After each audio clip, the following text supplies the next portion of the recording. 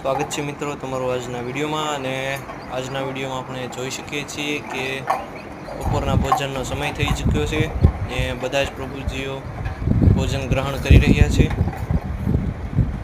પ્રભુજીઓને પોતપોતાની ઈચ્છા મુજબ જેટલું જોઈએ તેટલું ભોજન કરાવવામાં આવે છે તેમજ મહેમાનો દ્વારા સંસ્થાને ખૂબ જ સારો એવો સહકાર આપવામાં આવે છે જેનાથી આપણા પ્રભુજીઓને ખૂબ જ મદદરૂપ થઈ પડે છે, સંસ્થાને પણ મદદરૂપ થઈ પડે છે।